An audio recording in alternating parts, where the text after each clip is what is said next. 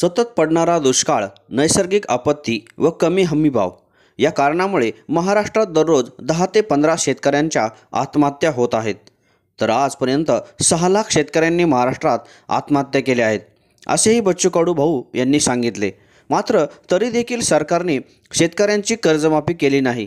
याच घटनेच्या निषेधार्थ शनिवार दिनांक 9 ऑगस्ट 2025 रोजी पुण्यश्लोक अहिल्यादेवी होळकर यांच्या जन्मगाव असलेल्या चोंडी येथे रक्षाबंधनाच्या दिवशी पंतप्रधान नरेंद्र मोदी, मुख्यमंत्री देवेंद्र फडणवीस, उपमुख्यमंत्री एकनाथ शिंदे व अजित पवार यांचे मुखवटे घातलेल्या प्रतिकात्मक नेत्यांना विधवा व निराधार महिलांनी काळी राखी बांधून सरकारचा निषेध केला.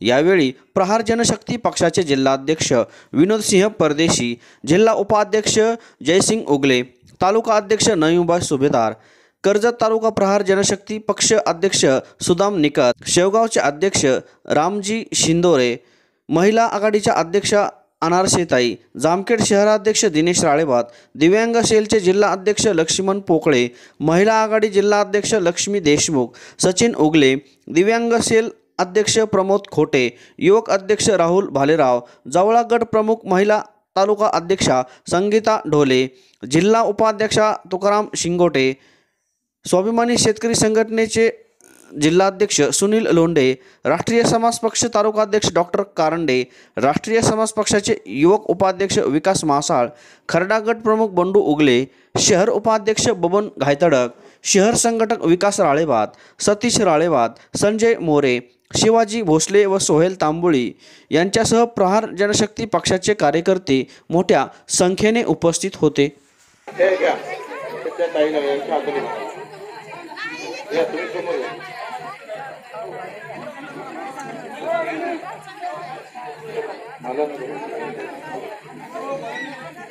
अहिल्यादेवी होळकरांच्या राज्यामध्ये, पुण्यश्लोक अहिल्यादेवी होळकरांच्या राज्यामध्ये आत्मसन्मानानं आमचा शेतकरी जगत होता. गोर गरीब मोठा एक आशा त्यांना आणि मोठा दिलासा अहिल्यादेवी होळकरांच्या राज्यात होता. तो आत्मसन्मानही गेला. देवेंद्रजीच्या डोक्यात हे आलं पाहिजे, आत्मसन्मान तो दूर, आत्महत्या होते.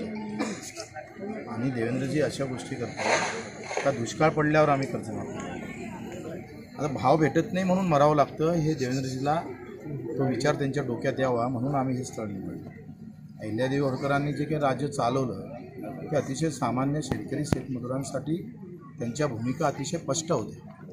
म्हणजे तुम्हाला मी मग उदाहरण सांगितलं का वनव्यात पेटलेले गावं वर्षश्राद्धेच्या निधीतून ते गावं दुरुस्त केली, त्याचं पुनर्वसन केलं. तो विचार आमच्या सरकारला आला पाहिजे.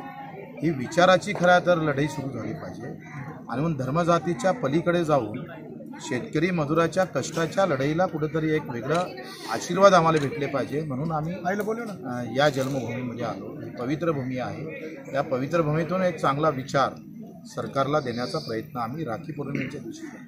कारण 6.5 लाख शेतकऱ्यांच्या आत्महत्या झाल्या, त्याला साधी श्रद्धांजली अर्पण करण्याचंही भान आम्ही ठेवत नाही.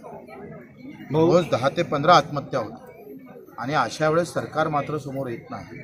म्हणजे साध्या रमेशतून झालेल्या आत्महत्या, त्याच्यातून झालेली कमाई याचा विचार केला तर या सगळ्याच्यामध्ये एक मोठा गोंधळ निर्माण होतो. वतनदारी बंद करणारं हे शिवरायांचं राज्य इतर रमेच्या माध्यमातून कर वसुली करत असेल तर काय विचार द्यायचा आहे तुम्हाला. दुसरी गोष्ट, विधानसभेला सरकारने जे आहे तर ते कर्जमाफीची घोषणा केली होती. मात्र काल कुठेतरी बावनकुळे यांनी सांगितलं तर सर्वेक्षण होणार आणि जे पात्र शेतकरी असणार त्यांचं जे आहे तर ते कर्ज माफ केलं जाणार. कसं बघताय? बावनकुळे नेहमी फार्म हाऊस असणाऱ्या शेतकऱ्या त्यांना माहीत नाही पश्चिम महाराष्ट्र फिरात इथला शेतकरी शेतातच राहतं, प्रत्येकजण फार्म हाऊसमध्ये राहत आहे.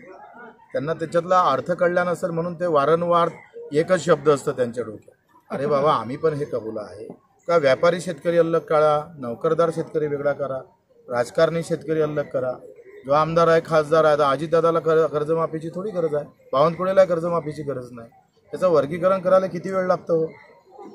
आमचं तर म्हणणं आहे का शेतकऱ्याचं वर्गीकरण झालंच पाहिजे आणि खरा गरीब शेतकरी याच्यातून सुटला नाही पाहिजे. इव्हन मध्यम आणि अल्पमुदतीचं कर्ज, आपण अल्पमुदतीचंच कर्ज पॉली हाऊसवाले तसंच ठेवलं आहे. तुमचं तिकडे स्प्रिंकरवाले असेल, भांडवली गुंतवणूक ज्यानं केली असेल त्याच्यातलं 18% व्याजानं कर्ज वसूल केलं जातं. या सगळ्यावर कायमचं चिंतन मंथन होऊन एक व्यवस्थित मार्ग लवकर काढला पाहिजे. तुम्ही तारीखच सांगत नाही, कधी अहवाल तुमचा येणार आहे?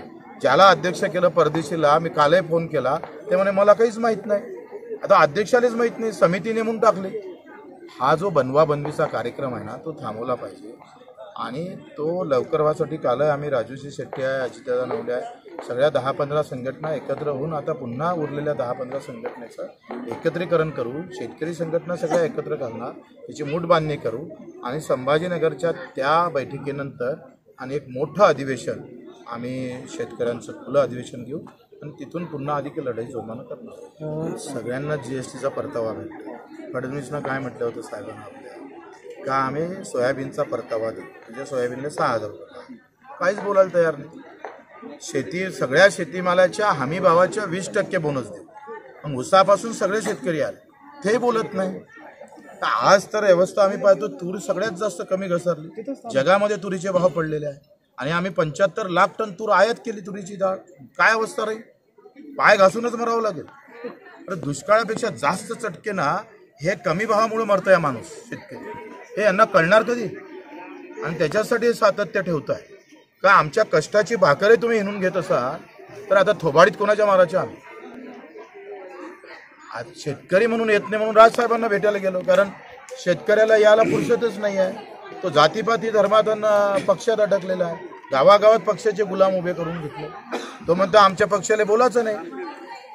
झेंडा घेऊन बापाच्या छातीवर पाय ठेवायचा आणि त्याला मारण्याचे, कारण आमच्या घराच्या बाजूनच आमचा दुश्मन बसलाय, पक्षाचा कार्यकर्ता बसलाय, जातीचा कार्यकर्ता बसलाय. तुम्ही जाती धर्माचं भांडण लढत बसा ना, पक्षाच्या निवडणुका लढत बसा, पण शेतकरी मरतो तेव्हा एकत्र झालो पाहिजे ना आम्ही. का तुमचा 7-12 कोरा झाला, सरकार आल्यावर पहिलं काय काम करन तर 7-12 कोरा कोरा कोरा असं बोलले का नाही बोलले. आता काय म्हणतं? आता म्हणतो दुष्काळ नाही, उद्या दुष्काळ पडलं तर काय करू? तेव्हा काय गांजा पिऊन दिलं होतं का भाषण? ही काय पद्धत आहे? किती चिवत्या बनवणार? तेव्हा सांगायला पाहिजे होतं भाषणात. आता म्हणते कर्जमाफीची गरज आहे का? किती वेळा कर्जमाफी द्या, कर्जमाफीनं काय भलं होते? बँकेचं भलं होते, बँकेचं भलं होते. अरे आमच्या डोक्यावरचा बोजा कमी होते, हे काय दिसत नाही का तुम्हाला? मग तुम्हाला बँकेचं भलं करायचं होतं तर 16 लाख कोटी त्या उद्योगपतीचे माफ कसे केले हो तुम्ही? तेव्हा कोणाचं भलं झालं होतं? किती खोटं बोलणार तुम्ही, किती लबाडी. तुम्ही धर्माचा झेंडा हाती घेऊन हिंदू धर्मालाच तुम्हाला खलास करायचा आहे. जसं रीतिरिवाजानं पहिले हिंदू धर्म खलास झाला ना, तसा 6.5 लाख शेतकऱ्यामध्ये ज्या आत्महत्या झाल्या त्याच्यात किती मुसलमान आहे हो? 99% हिंदू आहे. तो रोज मारायचा तुम्ही व्यवस्थेनं. अफजल खानानं जेवढे मारले नाही तेवढे तर या व्यवस्थेनं मारलं शेतकऱ्याला, हिंदूला. बटेंगे तो कटेंगे म्हणजे मतासाठी, आणि आता बटून कट्टे तो आमचा शेतकरी. त्याचं काय? सगळे नाटकं चालू आहे. धर्माच्या नावानं राजकारण सोपं करायचं आणि आपूच्या गोळ्या देऊन डोक्यात घालून निवडून लढवायच्या, जिंकून यायचं आणि शेतकऱ्याच्या छाताड्यावर तलवारी चालवायचं. ते होऊ देणार नाही. वेळ आली तर जो तलवार चालला ना शेतकऱ्याच्या छाताड्यावर, त्याच्या छाताड्यावर आम्ही तलवार चालू. लाडकी बहीण काय त्याच्या प्रेमापोटी दिली तुम्ही? तुम्ही काय त्या वेदनेपोटी दिली? तुम्हाला सत्तेत यायचं होतं म्हणून लाडकी बहीण सुरू केली. त्या लाडकी बहिणीचे दुःख पाहून दिले. भावाले रोज लुटता, म्हणजे 1500 रुपये द्यायचे आणि तिचं घर नावानं करून घ्यायचं, असं सरकार आहे.